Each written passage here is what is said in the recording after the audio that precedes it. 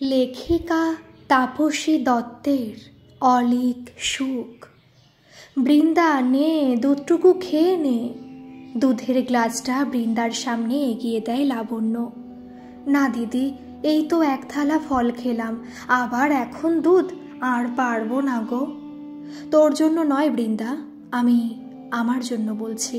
নে, লক্ষ্মী মেয়ের মতো দুধটা খেয়ে নে তো দেখি। বলছি হ্যাঁ রে, নড়ছে?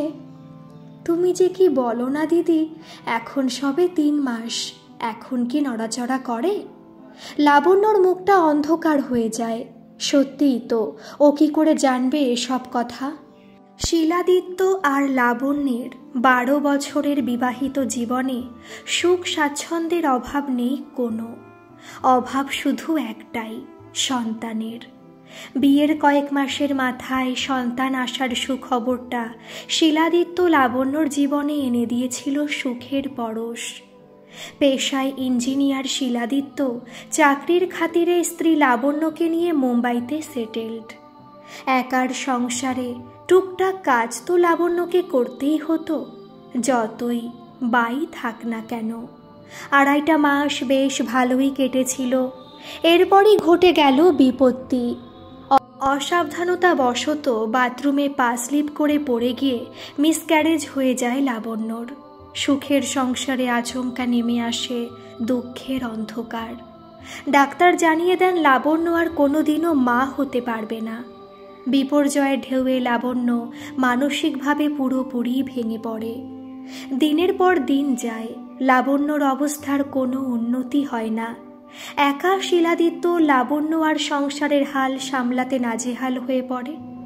কলকাতা থেকে লাবণ্যর বাবা মা মুম্বাই পাড়ি দেন একমাত্র মেয়ের দুঃখের সময়ে পাশে থাকার জন্য, মেয়ে জামাইকে মেন্টাল সাপোর্ট দেওয়ার জন্য। সাথে নিয়ে যান লাবণ্যর দুঃসম্পর্কের পিস্তুত বোন বৃন্দাকে। বৃন্দা জনম অভাগিনী, জন্মের সময় মাকে হারায়। অপয়া বলে বৃন্দার বাবা কোনোদিনও মেয়ের মুখ দেখেননি। বৃন্দার দিদিমা বৃন্দাকে মানুষ করেন। বৃন্দার মামার বাড়ি মুর্শিদাবাদের কোনো এক অখ্যাত গ্রামে। মামা মামির সংসারে বৃন্দা যে বাড়তি বোঝা, তা জ্ঞান হওয়া স্তব প্রতিপদেই টের পেত বৃন্দা। তবুও দিদিমার ছত্রছায়ায় সামান্য কিছু পড়াশোনা শিখে বড় হচ্ছিল বৃন্দা। সামান্য কিছু এই কারণেই অনাথ মেয়ের পড়াশোনা শেখাটা বিলাসিতা বই আর কিছু নয়। ঘরের কাজ সামলাতে গিয়ে অর্ধেক দিনই স্কুলমুখ হতে পারত না বৃন্দা। মামা মামির সংসারে অবাঞ্ছিত তাই মামিদের হুকুম তামিল করতেই হতো বৃন্দাকে। গতরে খেটে মামা মামিদের মন জয় করতে হতো, তবুও পান থেকে চুন খসলেই চলত অকথ্য গালি গালাজ মার।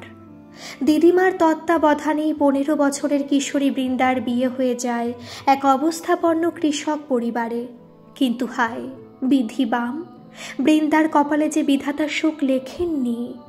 বছর ঘুরতে না ঘুরতেই শাখা সিঁদুর খুইয়ে বৃন্দা আবার মামাদের আশ্রয়ে চলে আসে আশ্রিতা হয়ে। কয়েক মাস আগে বৃন্দার দিদিমাও ইহলোকের মায়া ত্যাগ করেন।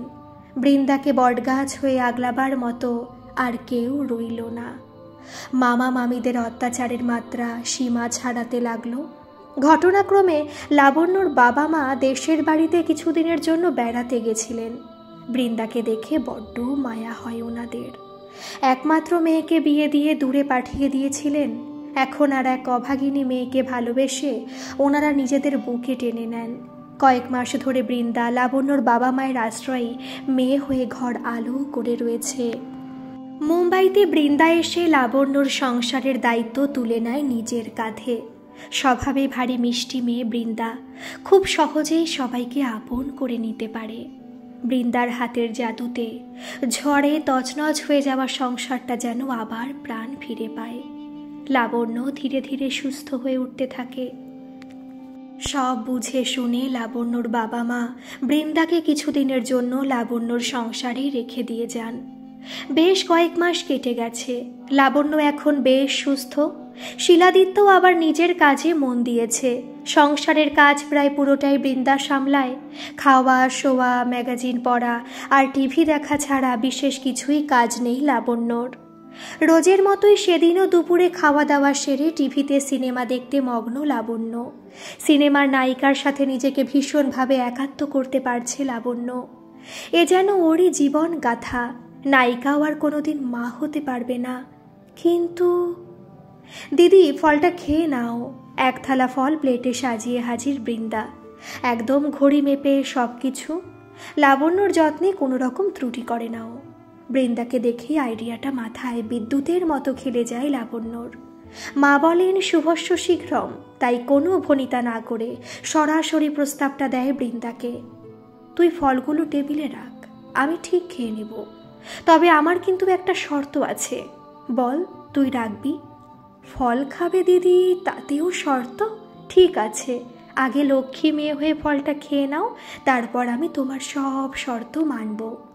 বৃন্দার হাত দুটো নিজের হাতের মুঠোর মধ্যে নিয়ে, না না, পরে নয়, তোকে এখনই কথা দিতে হবে। আচ্ছা বাবা, বলো কি তোমার শর্ত? তুই আমার বাচ্চার গর্ভধারিণী হবি।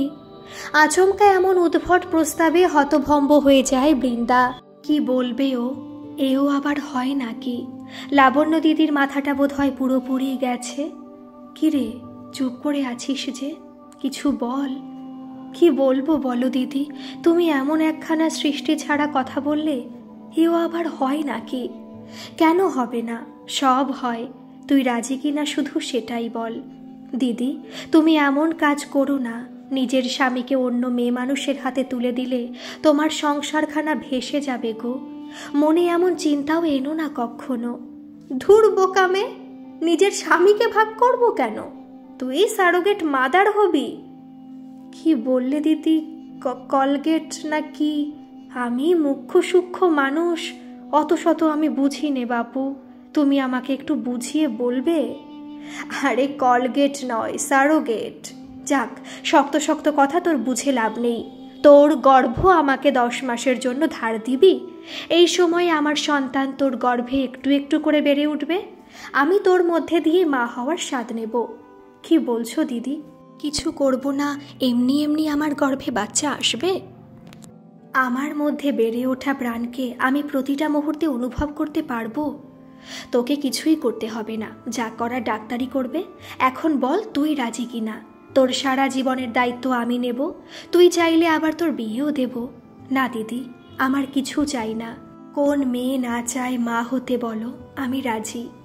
দীর্ঘ ডাক্তারি পরীক্ষা নিরীক্ষার পর বৃন্দার গর্ভে এখন লাবণ্য শিলাদিত্যর সন্তান। 1 মাস, 2 মাস, 3 মাস, প্রতিটা মুহূর্তকে যেন লাবণ্য নিজের মধ্যে ধরে রাখে। কিরে, নড়ছে? হ্যাঁ দিদি, এই দেখো মাথা দিয়ে ঠেলা মারছে। কই দেখি দেখি। দিদি, তোমার ছেলে কিন্তু আজ খুব লাথি মেরেছে আমাকে। বৃন্দার মধ্যে দিয়ে মা হওয়ার প্রতিটা মুহূর্ত অনুভব করে লাবণ্য। অবশেষে আসে সেই বহু প্রতীক্ষিত খুশির দিন। বৃন্দার গর্ভ থেকে জন্ম নেয় লাবণ্য শিলাদিত্যর ছেলে রায়ান। লাবণ্য খুশিতে ঝলমলিয়ে ওঠে। ছেলেকে কোলে নিয়ে প্রাণ ভরে মাতৃসুখ উপভোগ করে। কিন্তু যত দিন যায় লাবণ্যর থেকে বৃন্দার কাছেই ছেলে থাকতে বেশি পছন্দ করে। লাবণ্যর কোলে এলেই ছেলে কেন জানি না কেঁদে ওঠে, আবার বৃন্দার কোলে গেলে চুপ। খুশি হয়েও খুশি হতে পারে না লাবণ্য। যে সুখের আশায় এতদিন দিন গুনছিল, সেই সুখ যেন অধরাই থেকে যায় লাবণ্যর কাছে। ছেলের যে বৃন্দাকেই প্রয়োজন বেশি। যত দিন যায় কেমন গুটিয়ে যেতে থাকে লাবণ্য। আপ্রাণ চেষ্টা করে ছেলেকে বৃন্দার থেকে দূরে রাখার, কিন্তু পারে না। ছেলের যে লাবণ্যর থেকেও বৃন্দাকেই প্রয়োজন বেশি। বছর 2 পর বৃন্দাকে বাবা মায়ের কাছে পাঠিয়ে দেয় লাবণ্য। উদ্দেশ্য, ছেলেকে পুরোপুরি নিজের করে পাবে। চাওয়া পাওয়ার সব হিসেব তো সবসময় মেলে না। বৃন্দা দূরে চলে যাওয়ায় একরত্তি রায়ান ভীষণ রকম অসুস্থ হয়ে পড়ে। বাধ্য হয়ে ছেলেকে বাঁচানোর জন্য আবার বৃন্দাকে নিজের সংসারে ফিরিয়ে আনে লাবণ্য। ছোট্ট রায়ান একটু একটু করে বড় হতে থাকে। বৃন্দা হয়ে ওঠে রায়ানের মা, আর লাবণ্য মামনি। বৃন্দা যে রায়ানের বড্ড কাছের। শত চেষ্টা করেও নিজেকে বৃন্দার জায়গায় বসাতে পারে না লাবণ্য। লাবণ্য এখন একজন সাইকিয়াট্রিস্টের আন্ডারে চিকিৎসাধীন। নিয়মিত ওষুধ খেলে তবে একটু ভালো, নচেত নয়। ফলে ছোট্ট রায়ানের সম্পূর্ণ দেখভাল বৃন্দাই করে। পুরোপুরিভাবে বৃন্দা রায়ানের মা হয়ে ওঠে। সুখের নেশায় বিভোর লাবণ্য সেদিন বুঝতেই পারেনি সে নিজেই তার মনের ঘরে অসুখ ডেকে আনবে। রায়ানের বড় হওয়ার সাথে সাথে লাবণ্যর মনের অসুখও বাড়তে থাকে। রায়ান এখন প্রতিষ্ঠিত ইঞ্জিনিয়ার, মাস গেলে মোটা মাইনের চাকরি করে, মা, মামনি এবং পাপাকে নিয়ে দিব্যি সুখেই আছে। প্রেমিকা এবং সহকর্মী জুলিয়ার সাথে প্রেম পর্বটাও বেশ ভালোই চলছে। রায়ানের কাছে মা যতখানি, ওর মামনিও ঠিক ততখানি জায়গা নিয়ে আছে, শুধু ওর মামনি সে কথাটা বুঝতে পারে না। লাবণ্যদের বাড়ি আজ আত্মীয় স্বজনে গম গম করছে, সারা বাড়ি সেজে উঠেছে আলোয়। আজ রায়ানের বিয়ে যে, বৃন্দা লাবণ্য দুজনেই আজ খুব খুশি। লাবণ্য আজ সারাদিন কিছু খায়নি, তার ছেলের বিয়ে, হ্যাঁ এই প্রথম ছেলের জন্য কিছু করার সুযোগ পেল লাবণ্য।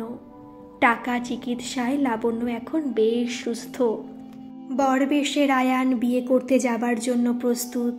আশীর্বাদ নেওয়ার জন্য লাবণ্যকে প্রণাম করে রায়ান বলে, মা আমি তোমার জন্য বৌমা আনতে যাচ্ছি। কি বললি? মা বললি আমায়? আবারও বল শোনা। কত বছর ধরে এই ডাকটা শোনার জন্য আমি ছটফট করেছি। এতদিন তো তুই অন্য কাউকে মা ডাকতি, এত বছর পর তোর আমাকে মা ডাকার কথা মনে হলো। দু চোখে আনন্দাশ্রু গড়িয়ে পড়ে লাবণ্যর। মা, আমার সোনা মা, আজকের দিনে রাগ করো না। তুমি কাকে অন্য কেউ বলছো মা? তুমি যাকে অন্য কেউ বলছো সেই মানুষটা না থাকলে কি তোমরা আমাকে পেতে? আজকের এই যত কিছু সব তো সেই মানুষটার জন্যই। তোমরা কি কেউ খবর রেখেছো সেই মানুষটাও আজ আমার মঙ্গলের জন্য না খেয়ে রয়েছে? তোমার কি মনে হয় না মা, ওই মানুষটাকে আমরা যথাযোগ্য মর্যাদা দিতে পারিনি? রায়ানের কথায় লাবণ্যর মুখের হাসি মিলিয়ে যায়। কিছুক্ষণ চুপ থাকার পর দৌড়ে নিজের ঘরে গিয়ে দরজা বন্ধ করে দেয় লাবণ্য। উপস্থিত সবার মনে আশঙ্কার কালো মেঘ ভিড় করে আসে। কি জানি লাবণ্য কি করে বসে। বিস্তর দরজা ধাক্কাধাক্কি হয়, কিন্তু ভেতর থেকে কোনো সাড়া শব্দ পাওয়া যায় না। সবাই দরজা ভাঙতে উদ্যত হয়। রায়ানের বিয়েটাই এখন বিরাট প্রশ্নের মুখে দাঁড়িয়ে। দরজা ভেঙে ফেলার আগে সবাইকে অবাক করে দিয়ে লাবণ্য সেজে গুজে ঘর থেকে বেরিয়ে আসে। বহু বছর বাদে লাবণ্যকে এত সুন্দর করে সাজতে দেখে খুব অবাক হয় শিলাদিত্য। কি গো, হাঁ করে দেখছো কি? চলো, ছেলের বিয়েতে যেতে হবে না? এরপর দেরি হয়ে যাবে তো। এই বৃন্দা, তোর কিন্তু বিয়ে বাড়ি যাওয়া হবে না।